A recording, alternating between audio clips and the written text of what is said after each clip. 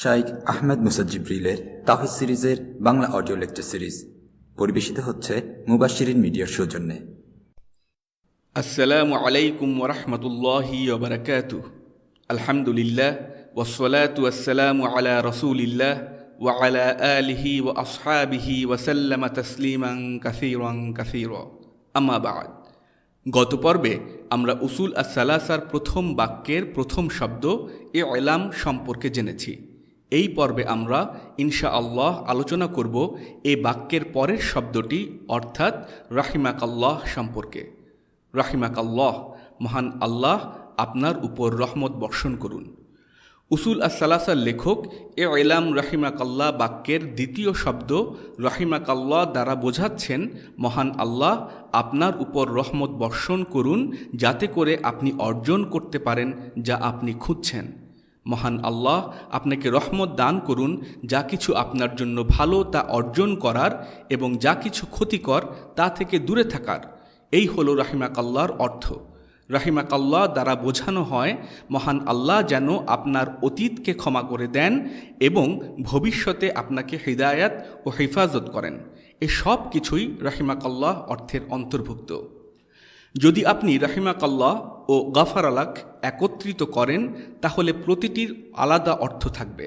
মাগফিরা বা মাগফিরাত হলো ক্ষমা, আর রহমাত এবং রহমত হলো দয়া। দুটোকে একত্রিত করা হলে এটি দুটো অর্থকে নির্দেশ করবে। একত্রিত অবস্থায় মাগফিরাত দ্বারা পূর্ববর্তী গুনার জন্য ক্ষমা এবং রহমাত দ্বারা পরবর্তী গুনাহ, সেগুলোর ফলাফল এবং শাস্তি থেকে নিরাপত্তাকে বোঝাবে। কিন্তু যদি মাগফিরা অথবা রহমার কথা আলাদা আলাদা করে উল্লেখ করা হয় তাহলে একটি উল্লেখ করলে অপরটির অর্থ প্রকাশ পাবে। সুতরাং যদি মাগফিরার কথা উল্লেখ করা হয় তাহলে সেটা মাগফিরার পাশাপাশি রহমার অর্থ প্রকাশ করবে। একইভাবে যদি শুধু রহমা উল্লেখ করা হয় তবে তার মাধ্যমে মাগফিরার অর্থ প্রকাশ পাবে। অর্থাৎ এ দুটোর যে কোনো একটি শব্দকে পৃথকভাবে উল্লেখ করা হলে উল্লেখিত শব্দটি অন্যটির অর্থকেও ধারণ করবে। সুতরাং কোনো বাক্যে শুধু মাগফিরা বলা হলে তার দ্বারা রহমাকেও বোঝানো হচ্ছে এবং কোনো বাক্যে শুধু রহমা বলা হলে তার দ্বারা মাগফিরাকেও বোঝানো হচ্ছে। এক্ষেত্রে নিয়মটি কোনো বাক্যে ইসলাম ও ঈমান ব্যবহারের ক্ষেত্রে প্রযোজ্য নিয়মটির অনুরূপ।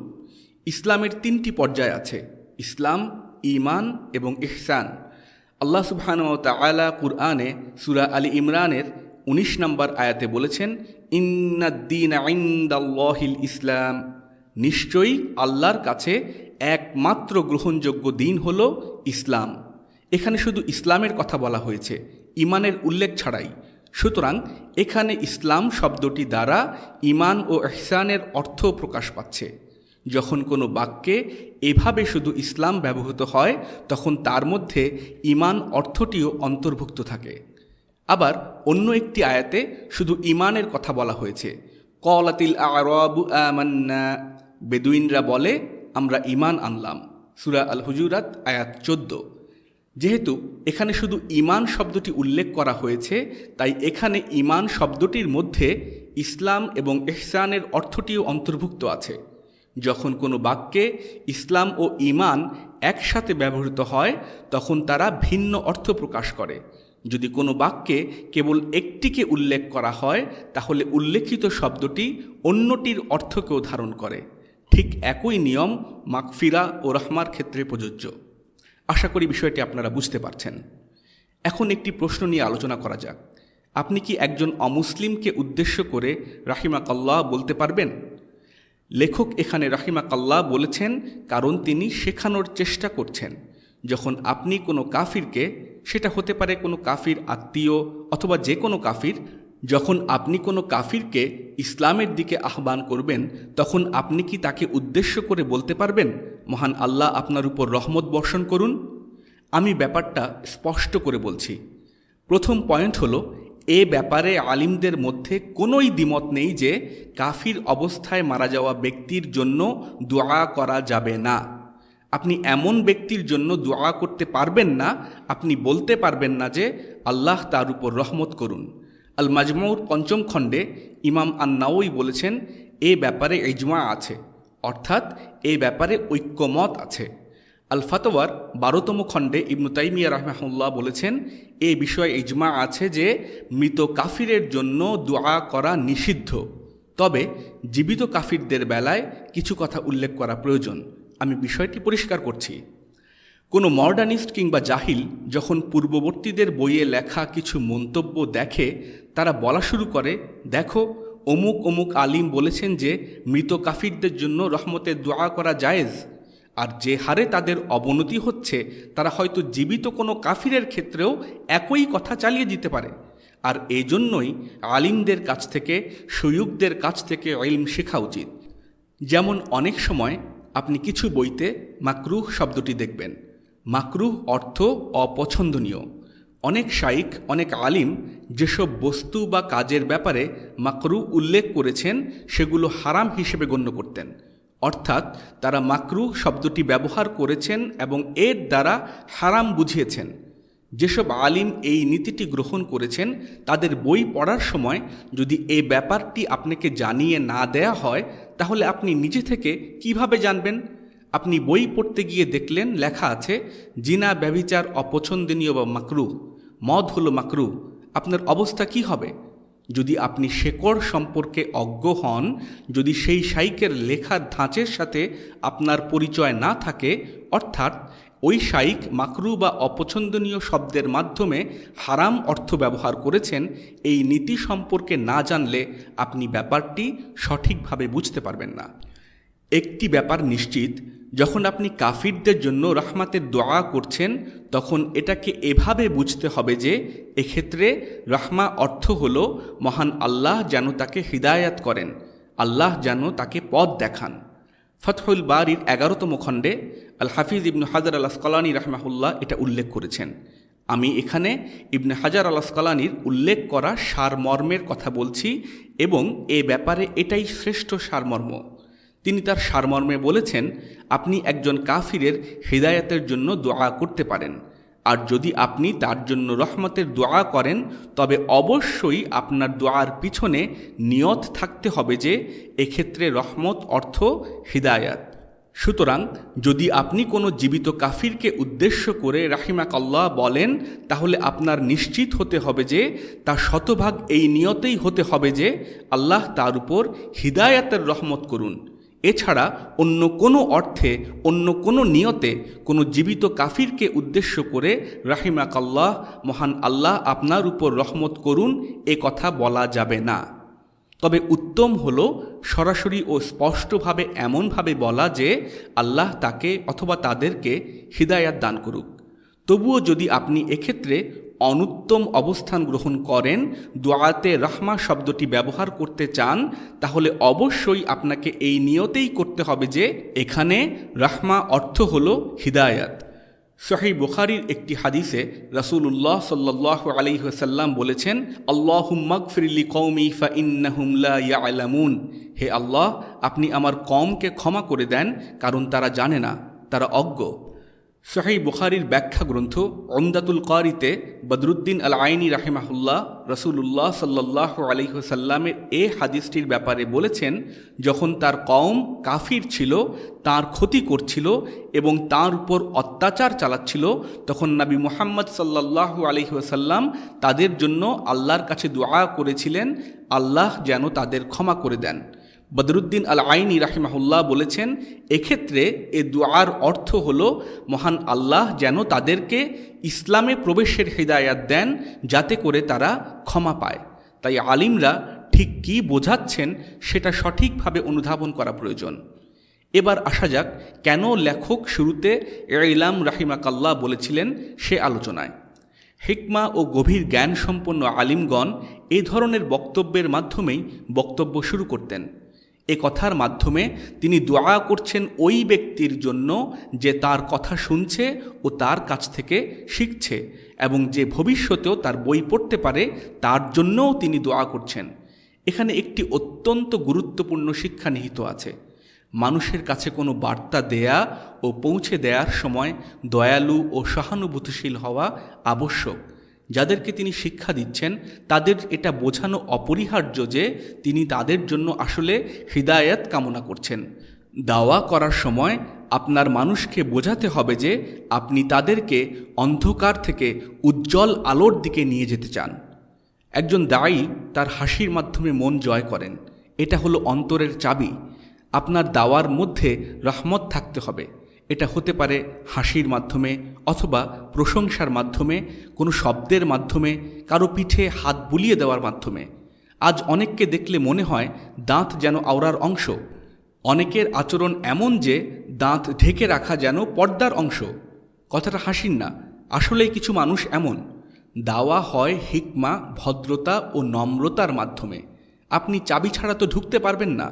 রহমত হলো মানুষের মন জয় করার চাবি। মহান আল্লাহ তার নবী মুহাম্মদ সাল্লাল্লাহু আলাইহি ওয়াসাল্লামকে উদ্দেশ্য করে সূরা আলী ইমরানের 159 নম্বর আয়াতে বলেছেন, ওয়ালাউ কুনতা ফাজ্জান গলিজাল কলবি লানফাদ্দু মিন হাওলিক। আর আপনি যদি রুক্ষ ও কঠোর চিত্তের হতেন তাহলে তারা আপনার আশপাশ থেকে সরে পড়ত। যদি খোদ নবী মুহাম্মদ সাল্লাল্লাহু আলাইহি ওয়াসাল্লামের জন্য এ কথা প্রযোজ্য হয় তাহলে চিন্তা করুন অন্য সবার ক্ষেত্রে কি হতে পারে। নবী মুহাম্মদ সাল্লাল্লাহু আলাইহি ওয়াসাল্লামের ক্ষেত্রে মহান আল্লাহ যা বলেছেন একজন দাঈকে তা অবশ্যই মাথায় রাখতে হবে এবং দাওয়ার ক্ষেত্রে নবী সাল্লাল্লাহু আলাইহি ওয়াসাল্লামের মতোই হতে হবে। লাকাদ জাআকুম রাসূলুম মিন আনফুসিকুম আজিজুন আলাইহি মা আনিত্তুম হারিসুন আলাইকুম বিল মুমিনিনা রাউফুর রহিম। তোমাদের মধ্য থেকেই তোমাদের নিকট একজন রসুল এসেছেন, মুহাম্মদ সাল্লাল্লাহু আলাইহি ওয়াসাল্লাম। তোমাদেরকে যা কিছু কষ্ট দেয় তা তাঁর নিকট খুবই কষ্টদায়ক। তিনি তোমাদের কল্যাণকামী, মুমিনদের প্রতি করুণাসিক্ত, বড়ই দয়ালু। সূরা আত-তাওবা আয়াত 128। মহান আল্লাহ তার নাবির ব্যাপারে বলেছেন, তিনি এমন একজন ব্যক্তি যিনি তোমাদের প্রতি দয়ালু, সহানুভূতিশীল, যিনি তোমাদের ব্যাপারে চিন্তিত, যিনি তোমাদের পরিণতি নিয়ে দুশ্চিন্তা করেন, যিনি তোমাদের সর্বোত্তমটাই দিতে চান। উসুলা সালাসার লেখক যখন রাহিমাকাল্লাহ বলছেন তখন তিনি এমন এক সময়ের মানুষদের উদ্দেশ্য করে বলছেন যখন মানুষ ছিল অজ্ঞতা, বিদআ ও শিরকে নিমজ্জিত। কবর পূজা যখন ছিল ব্যাপকভাবে প্রচলিত এবং অতি সাধারণ নিয়ম। এর বিপরীতে সঠিক পথে থাকাটাই ছিল সেই সময়ে নিয়মের ব্যতিক্রম। সেই ব্যক্তিই জ্ঞানী যিনি হিকমা সম্পন্ন এবং যিনি জানেন যে সত্য কিছুটা শক্ত, সত্য তেতো এবং অনেক সময় হজম করা কঠিন। বিশেষ করে যখন কারো দাদা পরদাদারা যে বিষয়ের উপর ছিল সত্য যদি সেটার বিরুদ্ধে যায়। যেহেতু সত্য শক্ত ও গ্রহণ করা কঠিন, তাই একজন দায়ীকে অগ্রসর হতে হয় হিকমার সাথে। তাই কঠিন আচরণের সাথে কঠিন দাওয়া মেশাবেন না। আপনি কি দুটো কাঠিন্যকে এক করতে চান? দাওয়ার কাঠিন্যের সাথে নিজের আচরণের কাঠিন্য মেলাবেন না। কিছু লোক আছে কয়েকটা হাদিস পড়েই মানুষকে কাফির, খারিজি সহ মাথায় যা কিছু আসে বলা শুরু করে দেয়। হুসাইন আল কারাবিসি ছিলেন গ্রিক দর্শন চর্চা করা একজন বিদআতি অথবা মুবতাদিআ। ফালাসিফা কিংবা গ্রিক দর্শন চর্চাকারীদের বৈশিষ্ট্য ছিল তারা বুদ্ধিবৃত্তিকভাবে সব কিছুর ব্যাখ্যা করার অর্থাৎ রেশনালাইজেশন করার চেষ্টা করত। তারিক বাগদাদে বর্ণিত আছে, আশ-শাফিঈ রাহিমাহুল্লাহ একবার বাগদাদে গেলেন এবং আল কারাবিসি আশ-শাফিঈর বাগদাদে আসার কথা জানতে পারল। বিভিন্ন জায়গা থেকে লোকজন আশ-শাফিঈকে দেখতে আসছিলেন। তো আল কারাবিসি তার বন্ধুদের বললেন, চলো আমরাও গিয়ে আশ-শাফিঈকে দেখে আসি। ফালাসিফা বা গ্রিক দর্শনের চর্চাকারীরা খুব বাকপটু হতো। তাদের কথা হতো খুব সুন্দর এবং খুব কৌশলী। তাদের কুরআন এবং হাদিসের ইলম ছিল না, তাই তারা তাদের কথার জাদু ব্যবহার করত। তো আল কারাবিসি বললেন, চলো আশ-শাফিঈর কাছে গিয়ে তাকে নিয়ে কিছুটা মজা করা যাক। আল কারাবিসি আশ-শাফিঈ রাহিমাহুল্লাহর কাছে গেলেন এবং স্বভাব সুলভ চাঁচা ছোলা ভঙ্গিতে বিভিন্ন প্রশ্ন করা শুরু করলেন। তারা কি জন্য এসেছে, কি করছে আশ-শাফিঈ ভালোভাবেই জানেন। তিনি এটাও জানেন যে চারপাশে অনেক মানুষ আছে। তিনি চাইলেই তাদের ঘাড় ধাক্কা দিয়ে বের করে দিতে পারতেন। তিনি কয়েকজন ছাত্রকে বলতে পারতেন তাদের বের করে দেওয়ার জন্য। তিনি লোকজনকে তাদের বিরুদ্ধে খেপিয়ে তুলতে পারতেন, কিন্তু তিনি চুপচাপ তাদের প্রশ্ন শুনলেন। তিনি ধৈর্য ধরে তাদের প্রশ্নের উত্তর দেওয়া শুরু করলেন। আয়াতের পর আয়াত, হাদিসের পর হাদিস, একটির পর একটি সালাফদের উদ্ধৃতি দিতে থাকলেন, যতক্ষণ না তিনি তার ইলম ও আদবের মাধ্যমে তাদেরকে অভিভূত করে দিলেন। জানেন, সর্বশেষে এই দর্শনবিদ, এই বিদআতি, এই বুদ্ধিবৃত্তিক ব্যাখ্যাকারীরা কি বলল? তারা বলল, আমরা বিদআত ত্যাগ করলাম এবং আশ-শাফিঈকে অনুসরণ করলাম। তারা গিয়েছিল তাকে নিয়ে মজা করার জন্য।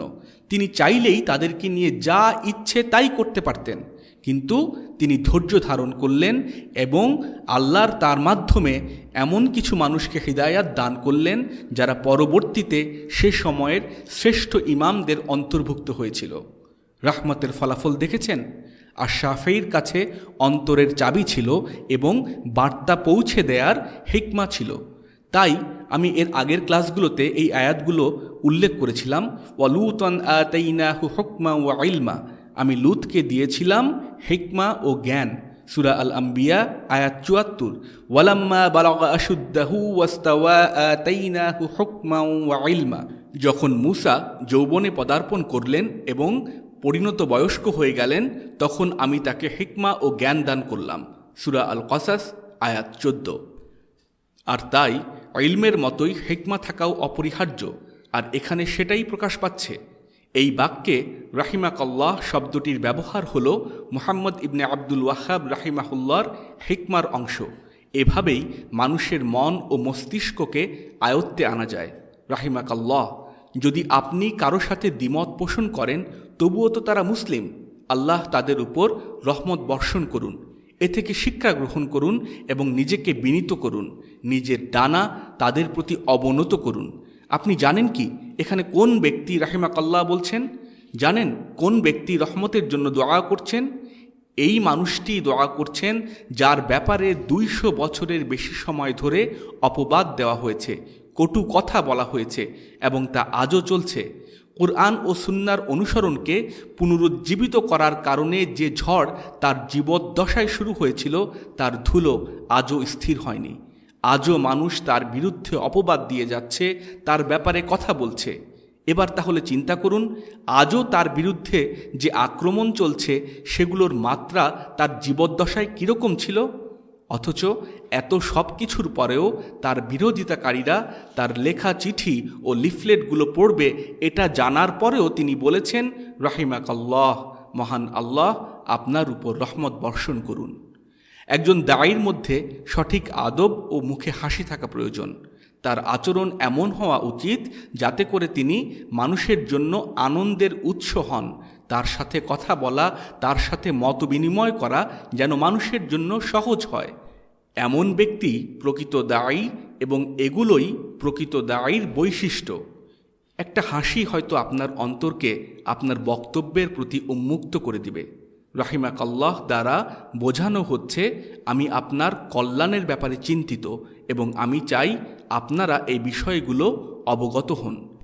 সহিহ মুসলিমে আছে, লা তাহকিরান্না মিনাল মা'রুফি শাইআন ওয়ালাউ আন তালকা আখাকা বিওয়াজহিন তালাক, কোনো কিছুর প্রতিদানকেই ছোট করে দেখো না, যদিও সেটা হয় তোমার ভাইয়ের সাথে হাসি মুখে সাক্ষাৎ।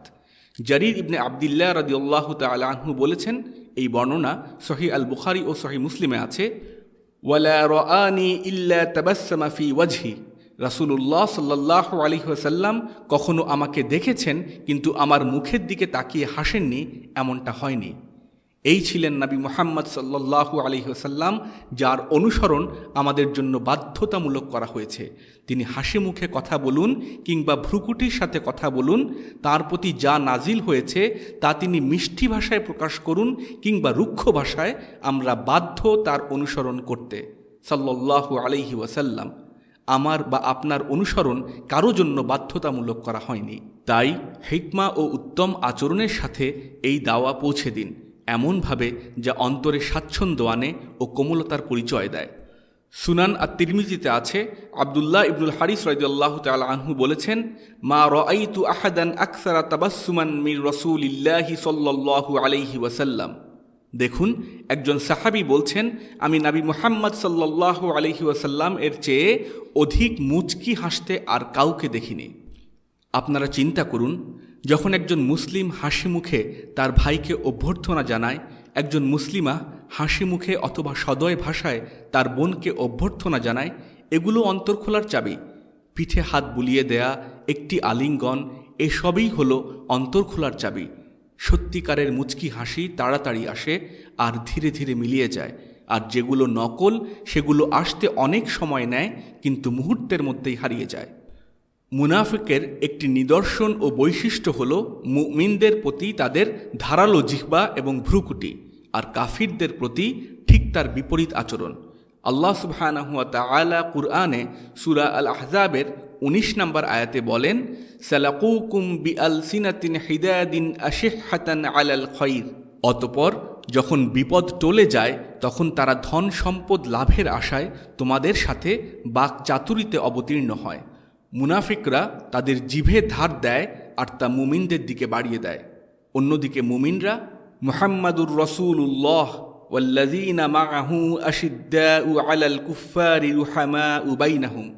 মুহাম্মদ আল্লাহর রাসূল এবং যারা তাঁর সাথে আছে তারা অবিশ্বাসীদের প্রতি কঠোর এবং নিজেদের মধ্যে দয়ালু। সূরা আল ফাth আয়াত 29। এটি হলো মুমিনদের স্বভাব, আর মুনাফিকদের স্বভাব হলো ঠিক এর বিপরীত। একজন দায়ী হলেন একজন ডাক্তার, তাকে মোকাবেলা করতে হয় মন ও আত্মার সমস্যাগুলোর সাথে, আধ্যাত্মিকভাবে, শারীরিকভাবে না। একজন দায়ী বুক চিড়ে হৃৎপিণ্ড নিয়ে চাপাচাপি শুরু করে দেন না, তিনি আধ্যাত্মিকভাবে মানুষের অন্তরের সমস্যার সমাধানের চেষ্টা করেন। তাই দাওয়া করতে হলে কিভাবে সঠিকভাবে মানুষের অন্তর খুলতে হয় আপনার তা জানতে হবে। বার্তা পৌঁছে দেওয়ার জন্য আগে আপনাকে চাবি খুঁজে বের করতে হবে। যেমনটা আগেও বলেছি, এ দাওয়া গ্রহণ করা মানুষের জন্য কঠিন, তাই এর সাথে নিজের রুক্ষতাকে মেশাবেন না। আপনার দাওয়া মানুষকে নিয়েই, আর অনেক সময় মানুষের মন জয়ের জন্য তাদের প্রশংসা করতে হয়। সালাতের শেষে, নামাজের শেষে আমরা যে দোয়াটা পড়ি, রাসূলুল্লাহ সাল্লাল্লাহু আলাইহি ওয়াসাল্লাম সেটা মুআজ ইবনে জাবাল রাদিয়াল্লাহু তাআলা আনহুকে শিখিয়ে দিয়েছিলেন। আপনারা কি মনে করেন রাসূলুল্লাহ সাল্লাল্লাহু আলাইহি ওয়াসাল্লাম হঠাৎ মুআজের কাছে এসে বললেন সালাতের পর এটা পড়বে? না, তিনি মুআজের কাছে আসলেন এবং বললেন, ইন্নী উহিব্বুকা ইয়া মুআজ, আমি তোমাকে ভালোবাসি হে মুআজ। আপনারা কি চিন্তা করতে পারেন এ কথার পর মুআজ ইবনে জাবাল রাদিয়াল্লাহু তাআলা আনহুর অন্তরের কি অবস্থা হয়েছিল? রাসূলুল্লাহ সাল্লাল্লাহু আলাইহি ওয়াসাল্লাম মুআজ ইবনে জাবাল রাদিয়াল্লাহু তাআলা আনহুকে তারপর বলেন, ফালা তাদা আন তাকুলা দুবুরা কুল্লি সালাহ আল্লাহুম্মা আইন্নি আলা যিকরিকা ওয়া শুকরিকা ওয়া হুসনি ইবাদাতিক। একইভাবে রাসূলুল্লাহ সাল্লাল্লাহু আলাইহি ওয়াসাল্লাম যখন ইবনে ওমর রাদিয়াল্লাহু তাআলা আনহুকে কিয়ামুল লাইল বা তাহাজ্জুদের সালাত আদায় করতে বললেন, তখন তিনি প্রথমে ইবনে ওমর রাদিয়াল্লাহু তাআলা আনহুর প্রশংসা করলেন, আর তারপর তাকে তাহাজ্জুদের সালাত আদায়ের কথা বললেন। নবী মুহাম্মদ সাল্লাল্লাহু আলাইহি ওয়াসাল্লাম প্রথমে প্রশংসা করলেন এবং তারপর আমলের জন্য উৎসাহিত করলেন, আর এটাই হলো হিকমা সম্পন্ন, সৎ কর্মশীল এবং সফল দায়ীদের বৈশিষ্ট্য। আলহামদুলিল্লাহি তাআলা, এরই সাথে আমরা এই বইয়ের প্রথম বাক্য ইলাম রাহিমাকাল্লাহর আলোচনা শেষ করলাম। বারাকাল্লাহু লানা ওয়া লাকুম। আল্লাহুম্মা সাল্লি আলা সাইয়্যিদিনা মুহাম্মদ ওয়া আলা আলিহি ওয়া সাহবিহি ওয়া সাল্লিম। আসসালামু আলাইকুম ওয়া রাহমাতুল্লাহি ওয়া বারাকাতুহু। এই বাংলা অডিও সিরিজটির বাকি পর্বগুলো শুনতে ভিজিট করুন মুবাশশিরিন মিডিয়ার ফেসবুক পেজ www.facebook.com/mubashirin।